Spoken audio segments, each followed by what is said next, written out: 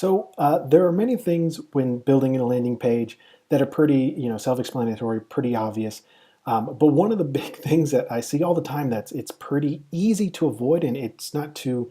It's probably one of the simplest concepts when building a landing page, but it's so many times ignored or just forgotten. Is having a strong and huge call to action. I mean, your traffic should never be interested in your product, have all their stuff in there and be like, what do I do next? That should never ever happen. So I want to show you the differences in between a strong and a bad call to action. So right here, this editing guide has a very bad call to action. So let's just first start off with the size of the button. It's small. It's not the biggest thing on the page, which is the pencil, and the button color blends in with the rest of the page. That shouldn't happen.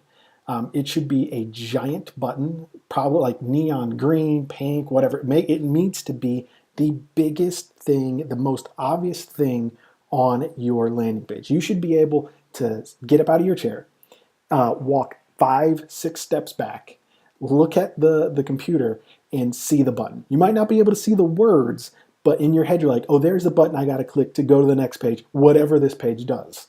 Bad color blends in, too small, and also the word submit. That's not really a strong call to action. It's just, okay, submit. It's not too, I don't know, it's just not an action word that grabs you. So let me give you a good one, and I'm actually going to give you a couple good ones.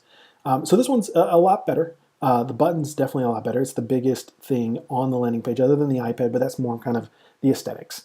And sign up now. That's pretty self-explanatory. It's a giant pinkish red button, so it does stand out. And then sign up now, you know what you're doing. You're signing up now. It's not just submit. You're not submitting something into the ether. You're signing up for a service. That's what the button's for. Here's another one that I really like. I mean, that's pretty self-explanatory right there. It's huge. It's in the middle of the page. It's the first thing you see. It's get your quote. It's a very, strong call to action. It's get your quote, what you want. Get what you want. Here's this big red button. Click it, because that's the next thing you have to do to get your quote. A very good strong to action. I really like that one. And then also here's another good strong call to action. It doesn't have a big headline, make your own book. That's pretty self-explanatory. But the thing that I like the best is they break down how you make your book and to get started. And they're not even asking for any type of information. What this kind of landing page does is what's called a click-through landing page. And we'll get to that more later. But what I want you to really focus on is the big button, the orange, which is a different color than everything on the page, and get started. Which, make your own book, let's get started. Let's click that button and let's get started. A very good call to action. So when you are looking at call to actions, one, be sure to add one. Don't just put submit. Make sure it's one of the biggest elements on your page, especially button-wise, and also make sure it stands out on your landing page.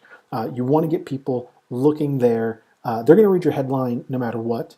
But that is definitely the next thing that you want them to look at, and you definitely don't want them to overlook it or be sitting there like interested in your offer and just confused on where to go next.